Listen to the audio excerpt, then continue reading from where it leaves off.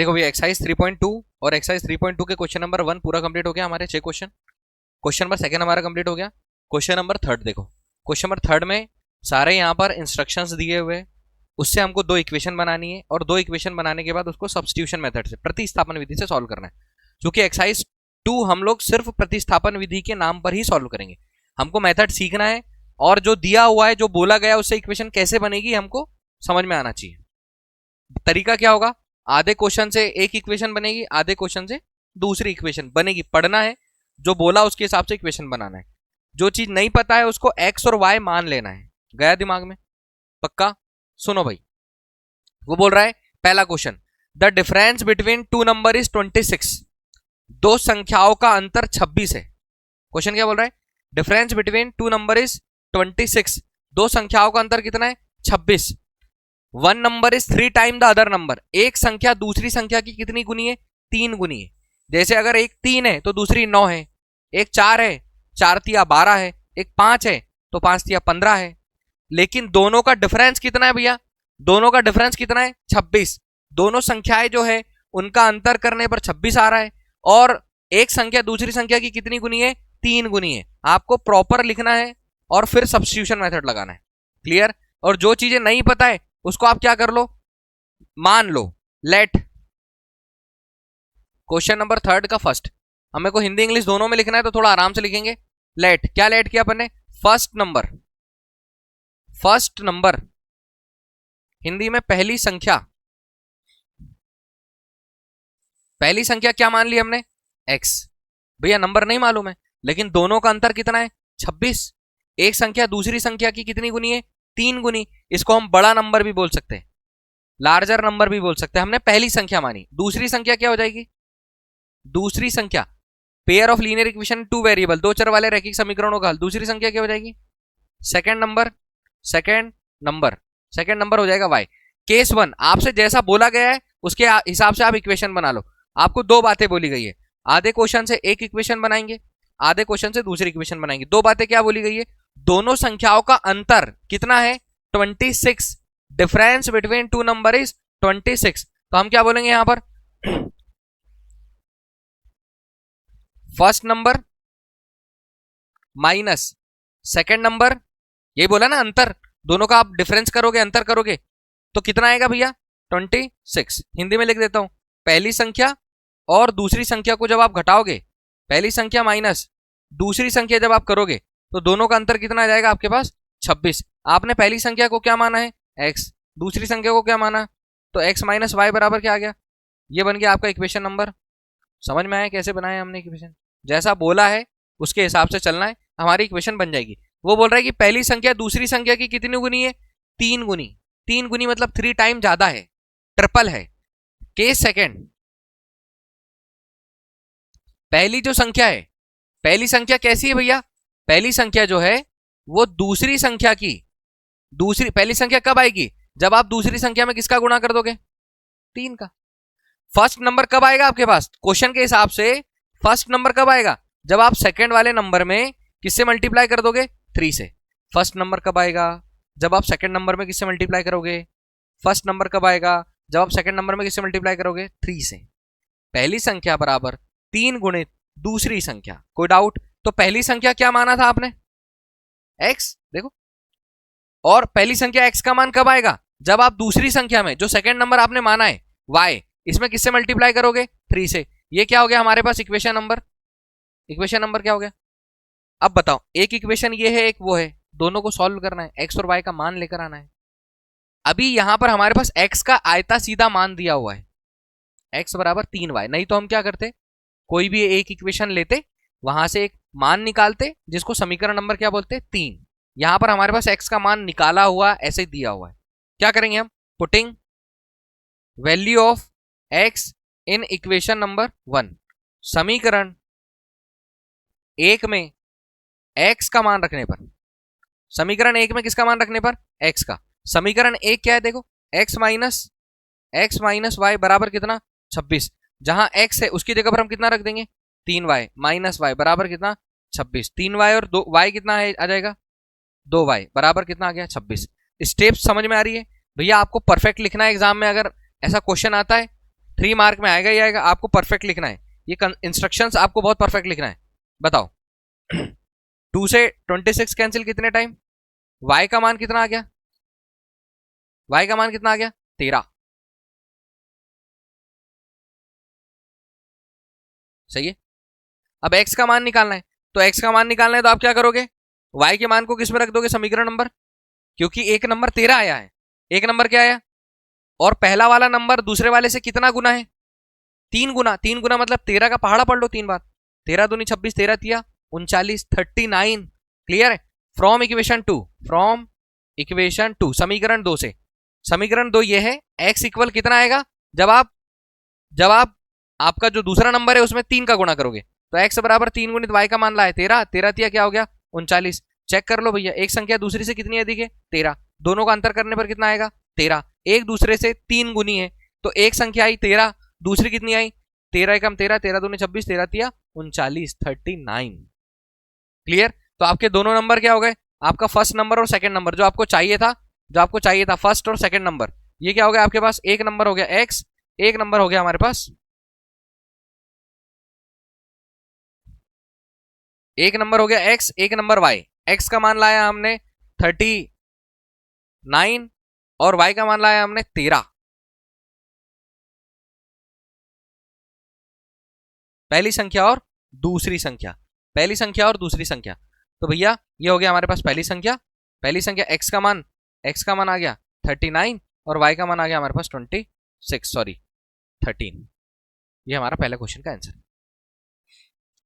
जैसा बोला गया है आधे क्वेश्चन से एक इक्वेशन बनानी है, दूसरे आधे क्वेश्चन से, उसी आधे क्वेश्चन से दूसरी इक्वेशन बनानी है, कुछ स्पेशल चीज दी होगी तो उसको पढ़ना है कि स्पेशल क्या है।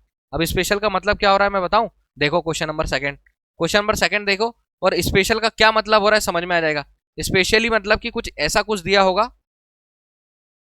जिससे आपको समझ में आएगा। देखो बोल रहा है कि larger of two supplementary angle, larger of two supplementary angle, ये सप्लीमेंट्री एंगल मतलब होता है संपूरक कोण, पता है क्या आपको, ये स्पेशल केस दिया हुआ है भैया, संपूरक कोण सप्लीमेंट्री एंगल दिया है।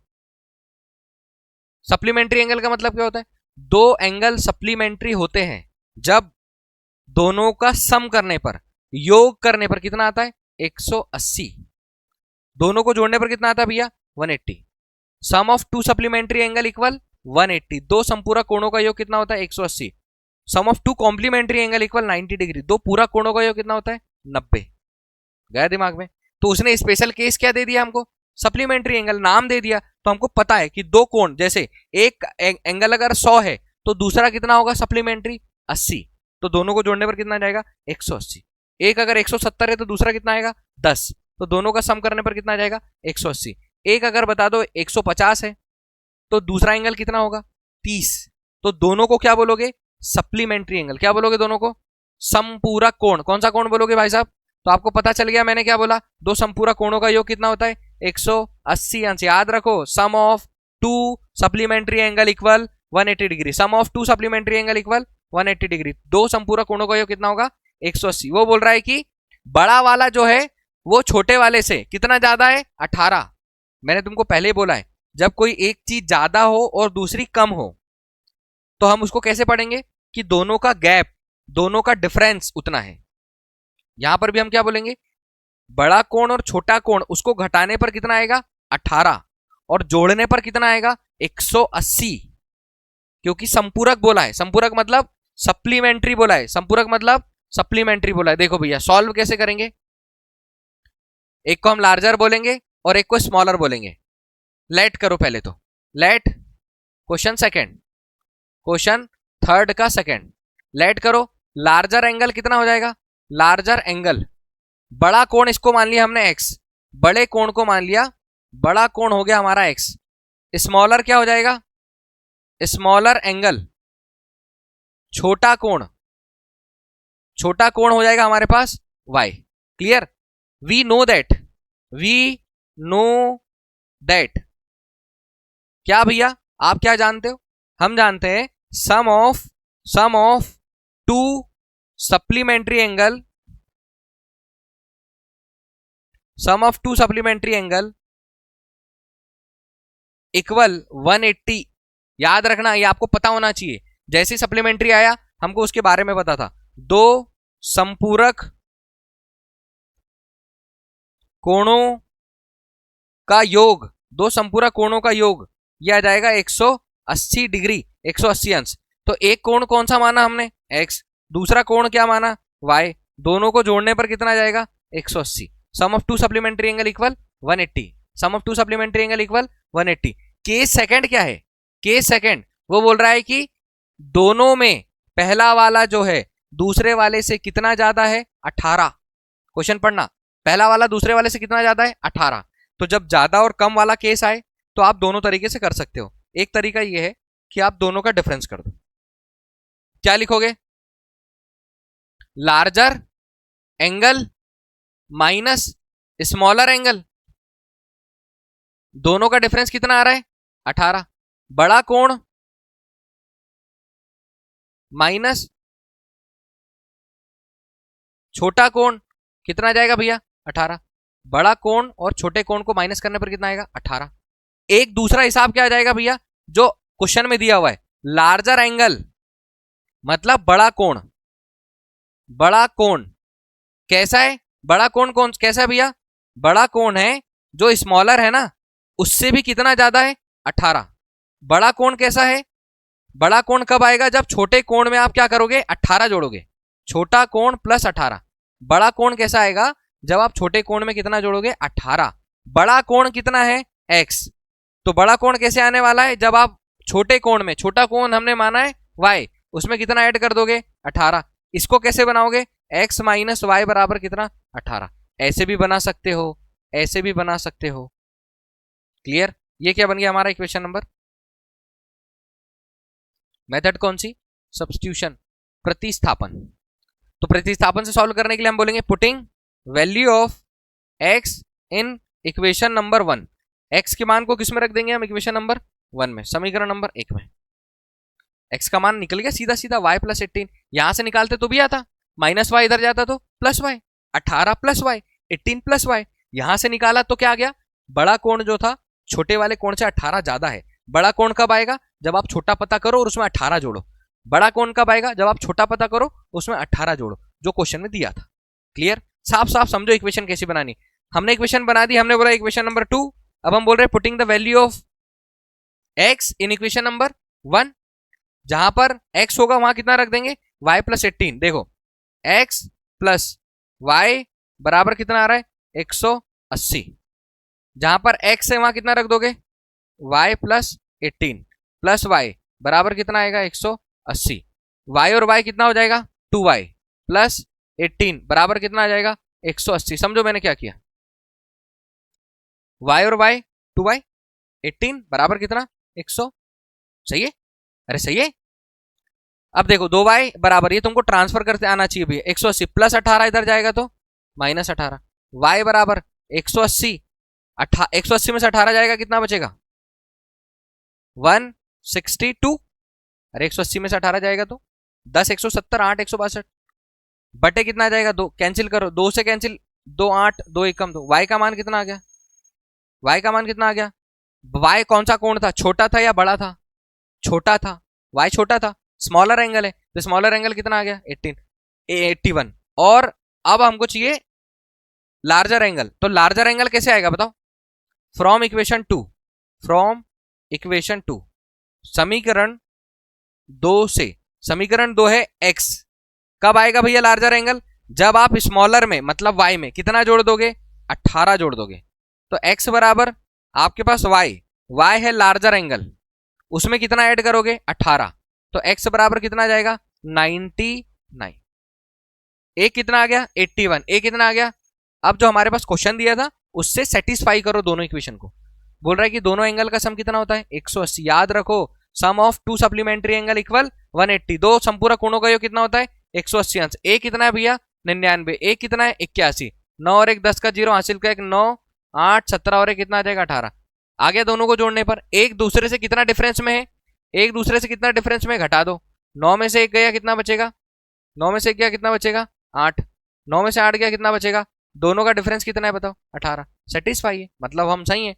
अब हमको इसका आंसर लिखना है प्रॉपर तरीके से। अब आंसर कैसे लिखोगे, आंसर आएगा, आपने जो लेट किया है उसके सामने आप लिख दो।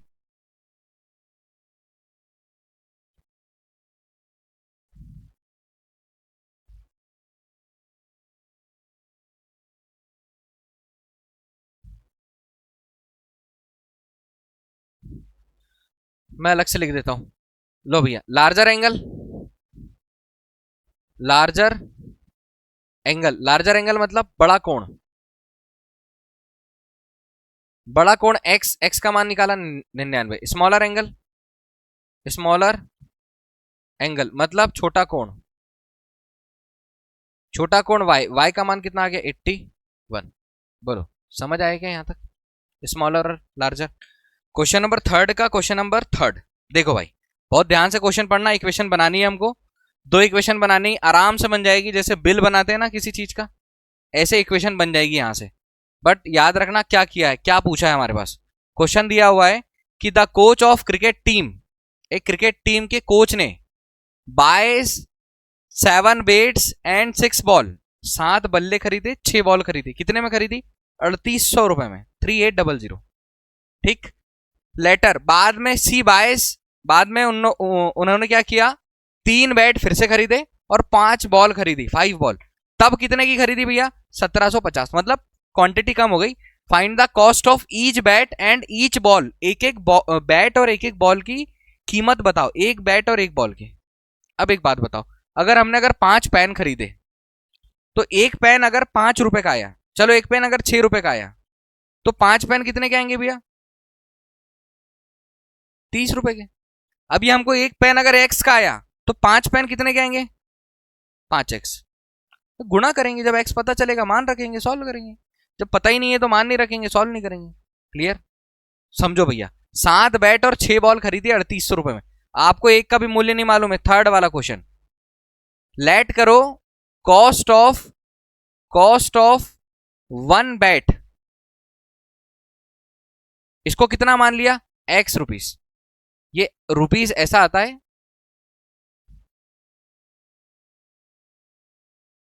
x रुपए। कितने रुपए भैया? x रुपए। मतलब एक बल्ले का मूल्य, एक बल्ले का मूल्य, ये कितना मान लिया हमने? x रुपए। पता ही नहीं था, x मान लिया। Cost of 1 ball, cost of 1 ball कितने भैया? y रुपए। एक गेंद का मूल्य, मैं बहुत डिटेल में लिख रहा हूं, आराम से देखना, आराम से इक्वेशन बनती। केस 1, ये कोच ने क्या किया, पहले कितने बल्ले खरीदे? 7, और कितनी बॉल खरीदी? 6। कुल कितने की खरीदी? 3800 रुपए की। बिल बना रहे हैं हम लोग, कैसे बनाएंगे देखो। केस 1 में cost of 7 bats plus cost of 6 balls. समझ में आया भैया? कितना भैया? 3800 रुपए। हिंदी में भी लिख देता हूं, हिंदी में भी लिख देता हूं। हिंदी में क्या हो रहा है? 7 बल्ले का मूल्य और साथ में क्या क्या खरीदिए? 6 गेंद का मूल्य। कितना हो रहा है? 3800 रुपए। अब मेरे को एक बात बताओ, एक बॉल 10 की, 2 बॉल कितने की? 20 की। एक बॉल 50 की, 2 बॉल कितने की? 100 की। एक बैट 500 का, 2 बैट कितने के? एक बैट अगर x का, एक बैट कितने का? x का। पता नहीं तो x माना है। बताओ 7 बैट कितने के हो जाएंगे? बहुत बढ़िया। एक बॉल y रुपए की, 6 बॉल कितने की? भैया y जब पता चलेगा गुणा करेंगे, बताएंगे, कोई दिक्कत नहीं। सब मिलाकर कितने का आया? 3800 रुपए का। कोई डाउट? कोई डाउट? सब मिलाकर कितने का आया? 3800 रुपए का। लेटर शी बाइस, बाद में उन्होंने क्या किया? फिर खरीदा। बाद में उन्होंने फिर खरीदा। बाद में क्या खरीदा बताओ? बाद में कितनी बॉल खरीदी, कितने बैट खरीदे? बाद में, ये अपन इसको थोड़ा थोड़ा मिटा देते हैं ताकि ये चीजें समझ में आ जाए। बाद में कितने बैट खरीदे बताओ?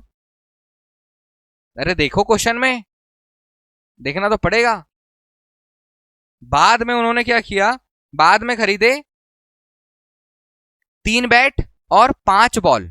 तो बताओ cost of 3 bats and 5 balls, 3 बल्ले का मूल्य और 5 गेंद का मूल्य कितना आ गया? 1750। सेम इसके पहले जो हमने सोचा था, एक बैट एक्स का है, 3 बैट कितने के हैं? एक बॉल 5 की है, एक बॉल 5 की है, सॉरी एक बॉल वाई की है, 5 बॉल कितने की होगी? 5 वाई बराबर कितना हो गया? 1750। Equation number second. मजा आएगा इक्वेशन को सॉल्व करने में। मेथड कौन सी यूज करना है? सब्स्टिट्यूशन, प्रतिस्थापन विधि। प्रतिस्थापन विधि में करते क्या है भैया हम? फ्रॉम इक्वेशन 1 समीकरण 1 से। समीकरण 1 क्या है? देखो ये है, x का मान निकालो। कैसे निकालोगे? समीकरण 1 दिया है 7x धन 6y बराबर 3800। कैसे मान निकालोगे? ये है हमारे पास 3800 प्लस 6y इधर जाएगा तो माइनस का 6y। ये कितना है? 7x। x बराबर 3800 माइनस 6y बटे कितना? 7। बोलो समझ में आई? इक्वेशन नंबर क्या बनी? इक्वेशन नंबर 3 किससे बनी? इक्वेशन नंबर 1 से। तो मान किस में रखेंगे? इक्वेशन नंबर 2 में। From equation number 2 and 3, from equation 2 and 3, या हम क्या बोल सकते? Putting the value of x in equation number 2। समीकरण 2 में x का मान रखने पर समीकरण 2 क्या है हमारा? 3x धन 5y बराबर 1750। 3x धन 5y बराबर कितना? 1750। और आपने x का मान कितना लाया? x का मान लाया आपने, x लाया भैया 3800 minus 6y। 3800 minus 6y bye कितना? 7। ये आपने किसका मान लाया है? ये आपने मान लाया है किसका? x का। तो जहां पर x लिखा होगा वहां पर हम इतना लिख देंगे। देखो इसके सामने कितना आ जाएगा? 3। सही है। और x की जगह पर इतना। समीकरण नंबर 2 से, सॉरी समीकरण 1 से, प्लस 5y बराबर 1750। घबराना नहीं, आराम से सॉल्व करना है। देखो गुणा करो, 3800 और 3 का गुणा करो। 4 तिया 12, 4 तिया 12, सब में से 200 कम कर दोगे तो कितना आ जाएगा? 14। 1 1 4, चलो गुणा करो। 3 0 का गुणा 0, 3 शून्य हम शून्य, 3 8 24 के 4 हासिल कर दो। 3 तिया 9 तो 11, समझ में आए? 14, 114। 6 तिया 18 बटे कितना आ जाएगा? 7 प्लस 5y बराबर 1750। दोनों का एलसीएम देखो,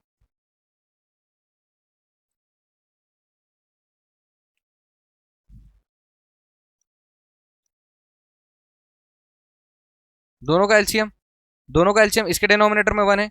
दोनों का एलसीएम कितना आ जाएगा? 7। 11400 माइनस 18y क्रॉस मल्टीप्लाई करो, सतापाना कितना हो जाएगा? 35y बराबर कितना? 1750। सॉल्व मैथमेटिक्स जैसे करते हैं वैसे आराम से डिवाइड इनटू वाला चीजें आराम से देखना है, कहां ट्रांसफर है पहले किसको करना है। अब बताओ ये दोनों सॉल्व हो रहे हैं क्या?